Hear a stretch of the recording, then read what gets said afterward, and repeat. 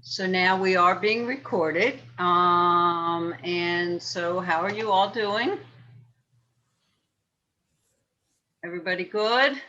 How was your weekend? It was pretty icy out there, I hear. I tried to stay indoors all weekend, so I didn't want to fall. I tried to stay outdoors all weekend. It was nice. I liked it. You were outdoors all weekend? Well, no. Yesterday I went for a long walk in the snow, though. It's a good time. Oh, that's nice. I actually like it. I just don't like ice. I love snow, but ice, no. In 1994, I fell on ice and I ended up fracturing my ankle in 3 places and dislocating it. So I have a plate and a lot of pins in my ankle. So I'm not a fan of ice, so I avoid it, but it is pretty. Yeah, I can see how that would shape your opinion. Yeah, yeah, definitely. And then when the neighbor texted a message and said, it's really icy out there, and her husband had fallen, I thought, okay, that just convinced me that I'll be staying indoors. So anyway, well, it gave you time to do a little more reading and watching some videos, hopefully, and developing any questions that you may have from what we talked about on Wednesday, which was community assessments. Any specific questions in regards to that? What we talked about so far? Okay. I just wanted to make sure I remember my dates right. We're doing the discussion of our windshield surveys a week from today, next Monday. Yeah. So you all, so help me to understand something, because I thought that you all said you're all in clinical on Tuesday, but that's not true, because then I saw something on Blackboard about Thursday from Dr. Akeli because of the weather. So maybe have any of you completed it yet, your groups? Some of us have clinicals on Tuesday, some Thursday. Yeah, it's Some not on everybody. Friday. And some on Fridays. Okay. Well, so that's fine. So what we'll do then is we'll do those let's see, next Monday is our last class. That's disaster nursing. And so we should have some time to do those presentations. One thing I'm going to do as far as the windshield surveys is that I'm going to have you each, and I will post this as well. I thought I wrote it here. And that with the windshield survey that you will actually write down what you consider the strengths of that community and what risks, what you have identified as risks for that community. And so if you, as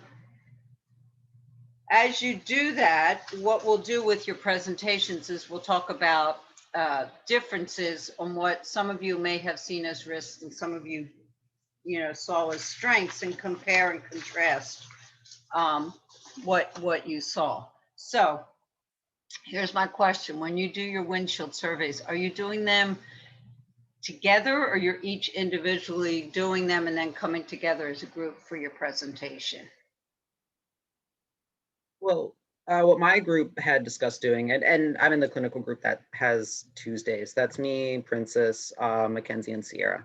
Right. So what we're gonna do, and unfortunately I haven't done this yet. Sorry, Princess, I'll get it done soon. So I'm gonna drive through a neighborhood and take a video of my drive through and probably do a verbal commentary on what I see and what's around me. Okay. And then I'm going to send that video. I'm going to drop it into a Google Drive and send the link to my classmates so that they can watch it, because it's going to be a very large file. That's how I'm going to host it. Then we'll all be able to watch it and then separately come back together and complete the questions. That there were like 15 questions in that the windshield survey. Right. Well, there's 15. Yeah. So what we were going to do, that's how we were going to accomplish it, in a virtual, socially distant way, where we're not all in a car together during the pandemic. Right. Okay, so when you say you're going to be commentary, though, that could be influencing their assessment of the community.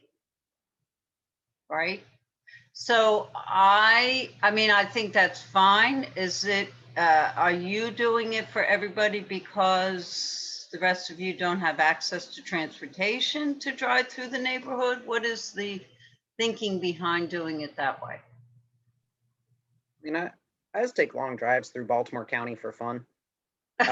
So, you know, it's something that I might ordinarily be doing. I thought perhaps I could do it on Phoenix, Maryland, because I think Phoenix is a really pretty place, and I don't mind just taking the drive out there and driving around the area for a little while. I know it's not particularly close to our clinical site, but it was also my understanding that that was not actually a requirement for this assignment. Right. We were hoping to have it close to your clinical sites just to make it easy for everybody to do their own drive. That's the issue for me, is that I want each of you to be able to do that drive. Now, if there anybody who doesn't have a car or able to do it, then I could see where you might want to share your video. But I think that kind of influences in a way, especially if you're doing commentary. So I would not encourage doing it that way. If each of you can do your own drive, that would make it more of each of your own personal experience and what you see. You just have to decide the neighborhood that you're going to do it in.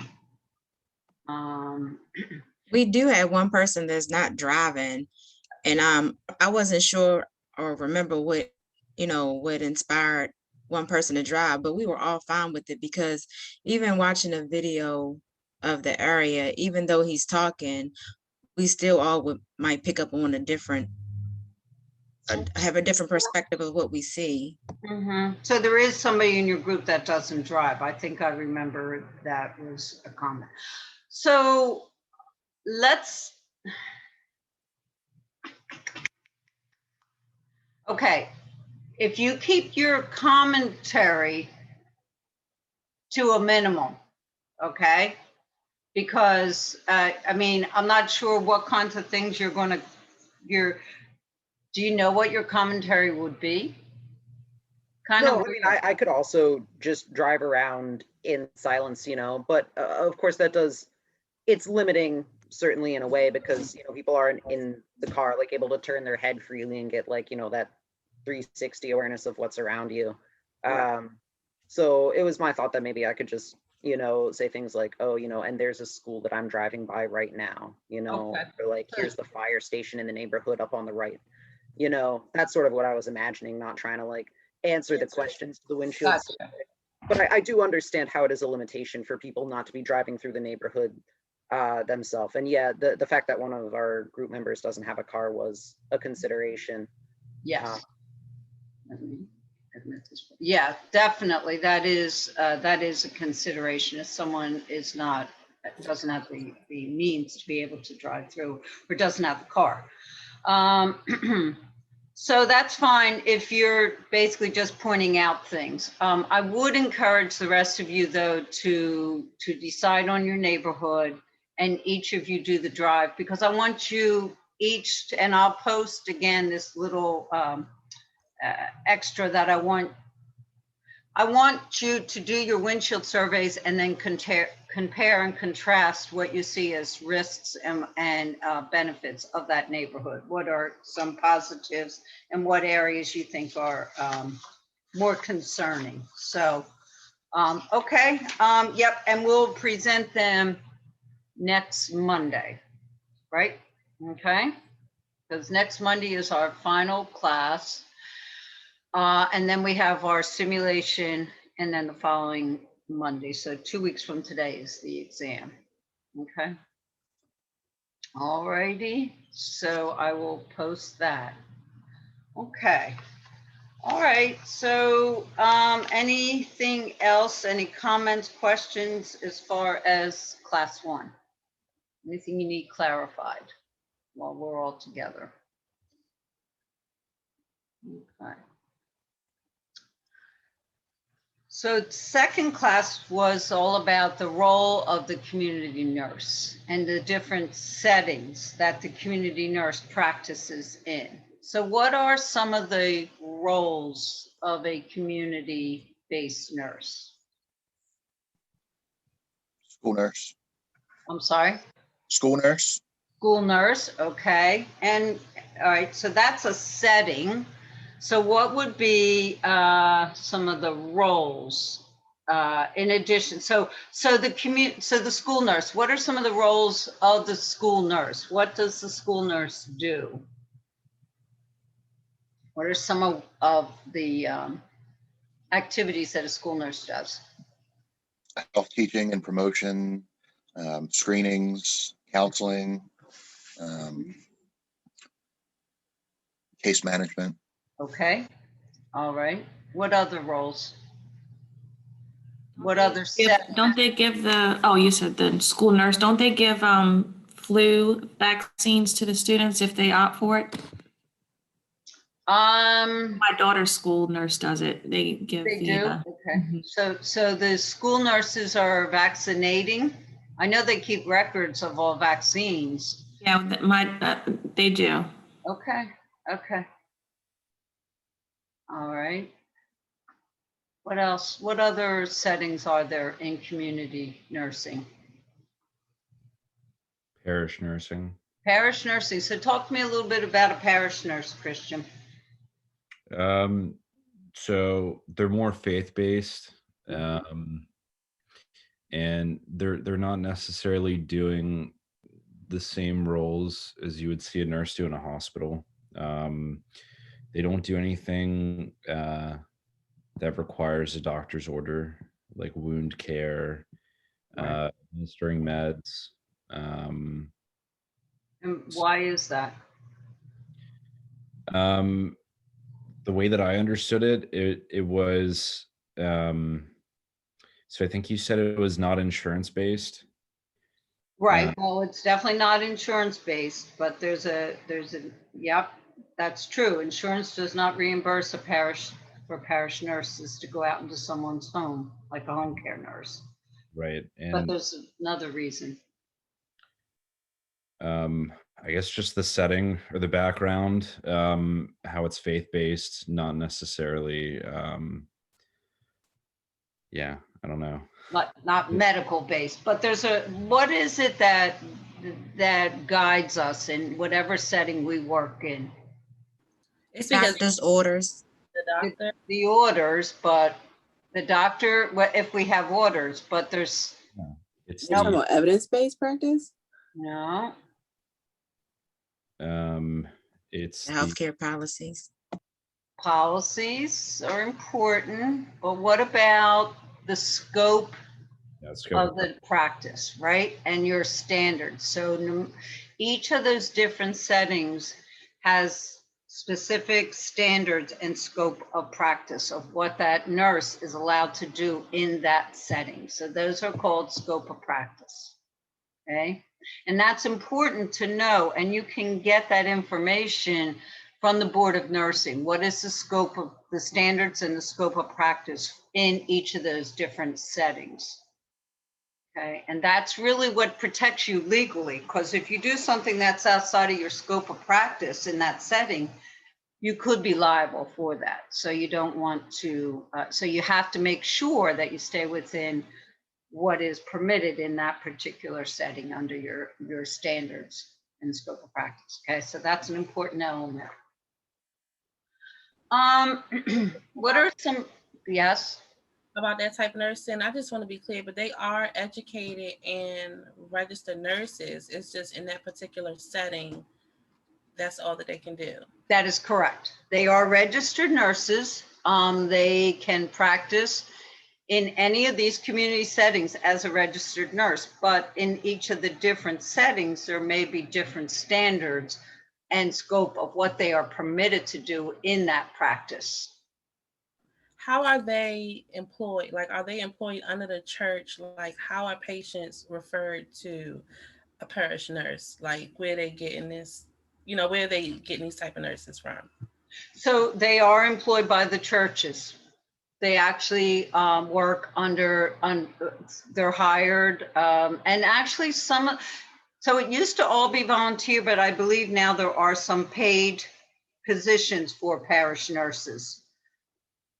School nurses are paid, and it's under the school board. So the Department of Education, Baltimore County School Department hires school nurses, whatever county, they're working in for their schools. Let's see, so, and home care nurses are paid for by the home care agency. So whoever their employer is, that's who's paying them. So a parish nurse is hired by the parish, by the church, and they're paid through them. But again, camp nurses, same thing, depending on where you're a camp nurse. I was a camp nurse for CCBC for many, many, many summers, because as a 12-month employee, when I was, the lab manager, I was 12 months, whereas most of our faculty are 10-month employees. They have a summer program for kids at CCBC for camp, and they needed camp nurses. So I was able to be the camp nurse for them. So I had to wear two hats, if you will, one for CCBC as lab person and one as the camp nurse. And I had to, track all those kids. We had a huge binder with all the kids in there and what their medicines were, give them their medicines if they needed them, track all their vaccination records. So it was a big job, but so that was camp nursing through CCBC, but you can be a camp nurse through any other number of camps that are hiring nurses. Some are camps, some are overnight camps, some are day camps. As I said, there's all different types of camps. There's camps for ill children that have chronic illnesses. There's a camp for children that are survivors of cancer. It's actually the Ronald McDonald sponsors this camp for children that are survivors of cancer, as well as their siblings. And that's a week-long camp overnight for kids. So there's, again, those nurses then are hired and paid for. Their salary comes from the camp. Can you think of some other types of roles for a community nurse? What other settings do they practice in?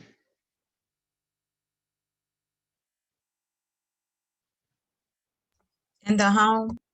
In the home, yeah, that's a very, very big part of what a community-based nurse does. So we will spend all Wednesday talking about the home care nurse, the role of the home care, because that's such a huge piece of community nursing. But yeah, home care and in-home hospice.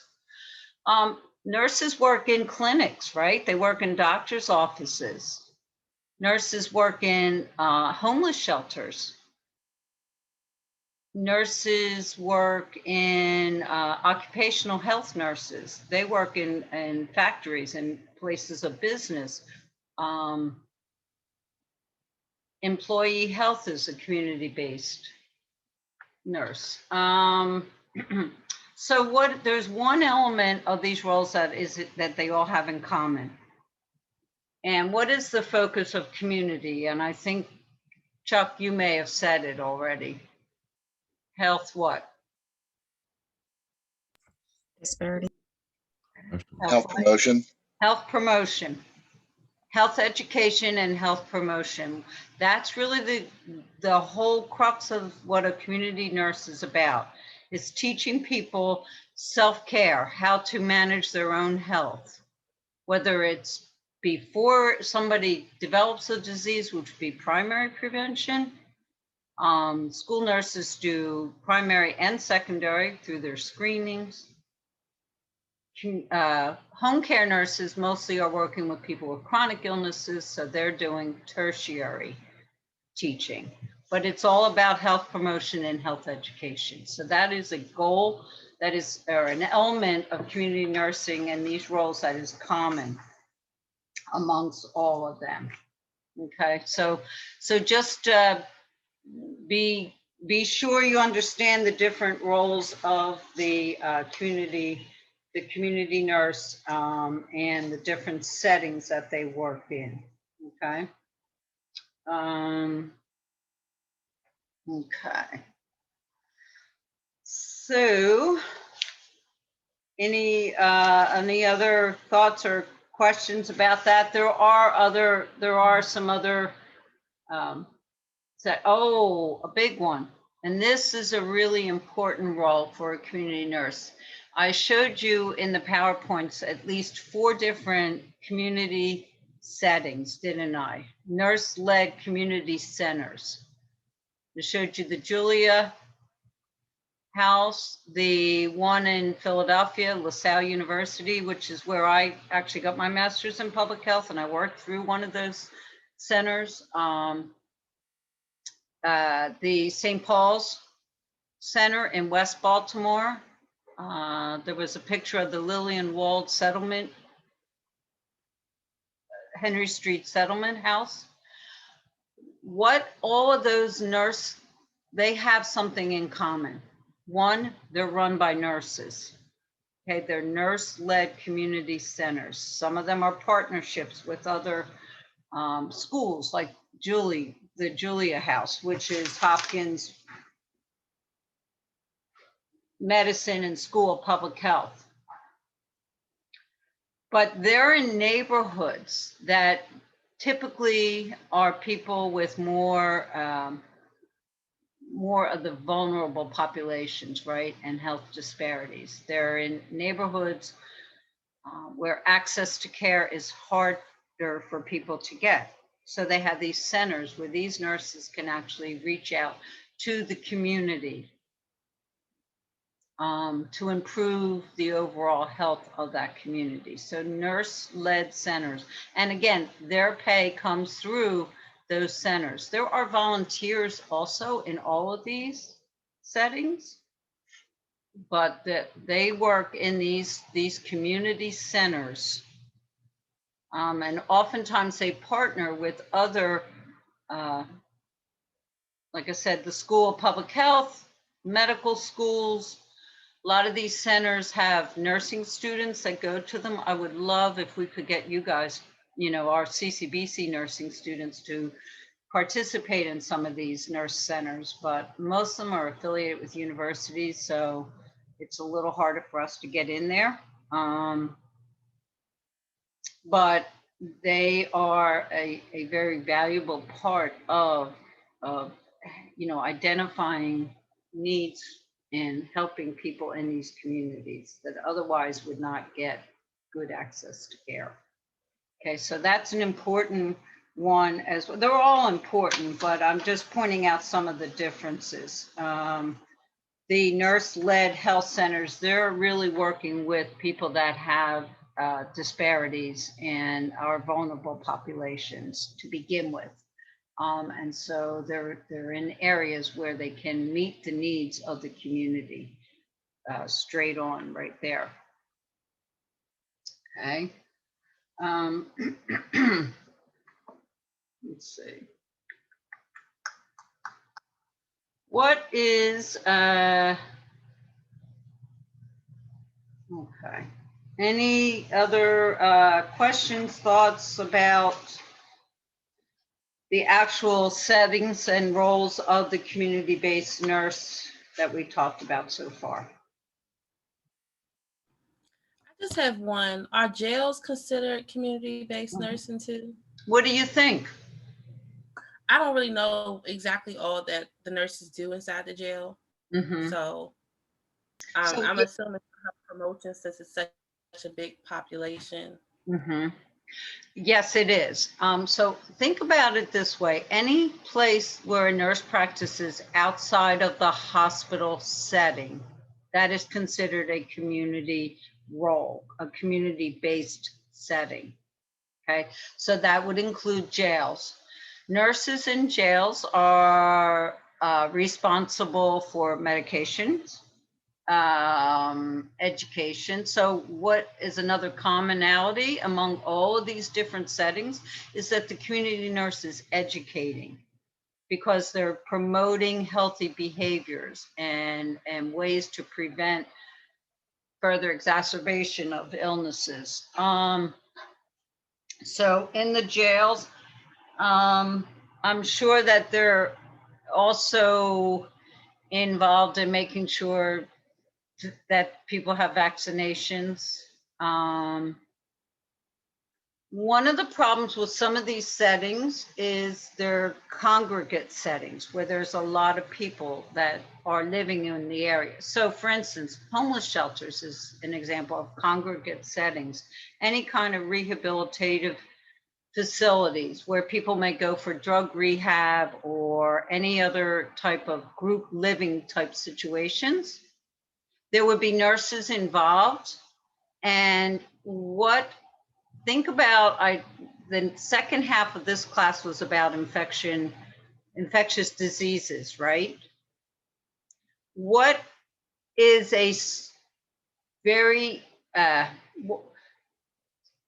infectious diseases can spread in congregate settings. Why? Because everyone's close together. So like if they're coughing and sneezing, the mode of transmission is shorter. Exactly. So people are living in much closer. I can't see your face, Sierra. I think your camera must be. Yeah, I'm on my iPad, unfortunately. Oh, that's so okay. That's okay. There you are. Right. So people live in congregate settings. They're living much closer together. Oftentimes they're sharing the kitchen. They're sharing, they might even have two to a room. I'm not sure. But jails are a congregate setting because there are large groups of people living there. Now they are individual in their jail cells, but they come together for meals. They come together, unless I guess they're in solitary confinement. I don't really know that much about the jail system, other than that there is communal activities. So there's a lot more chance of the spread of illness, infectious diseases. So a role for the nurse in those type of settings is also, and school nurses also. School nurses, anybody who works in any of these settings is also tracing and tracking and surveillance. You remember me talking that word, surveillance? We're looking for any kind of camp nurses, where surveillance is to track any outbreak of a disease. Okay, so it could be in the, kids all start presenting with the same symptoms. So you look for similarities in what they're presenting to the school nurse, to the camp nurse, to the nurse who's in the jail or taking care of the homeless. They're seeing disease outbreaks, and that had to be reported. So that is another role for the nurse in these community settings, is to track and have surveillance for any outbreaks of disease. Okay. Does that make sense? So to answer your question, jails are outside of the hospital setting. So yes, that would be another place where a community nurse could be working. Again, these rehab centers, I think I have mentioned to you all, but part of what the University of Maryland and Hopkins have done since the beginning of COVID-19 is to form a partnership, and they built the field hospital at the convention center, right? And this is where people who are have COVID-19 are discharged from the hospital. They're still too sick to go back into the community. They go to the field hospital. But there's another setting that is even, oh, you work there, Natalie? Where are you, at the field hospital? Yeah, I work at the field hospital, and I give COVID vaccines, and I'm doing walk-up testing. Awesome.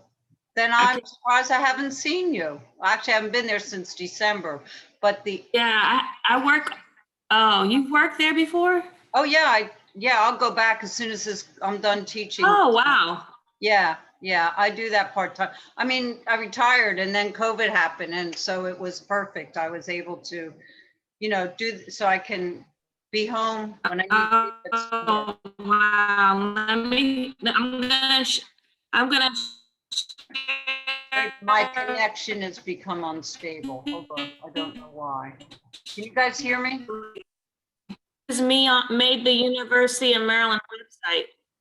Well, what I want to, can you all hear me? Shake your heads. Let me write a message. Can you? I think Miss. I just heard you say that. Okay, so now, okay, so I don't know. Okay. Sorry about that. Can you, all right, I'm back.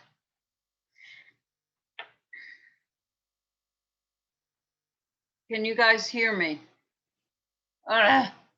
I can't see anybody. I don't know what's going on.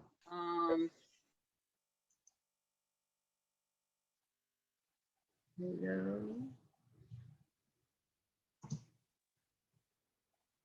Why my connection is messed up.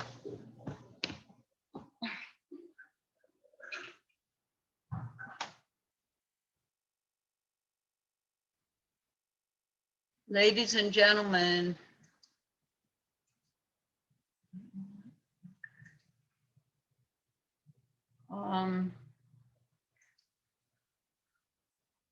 I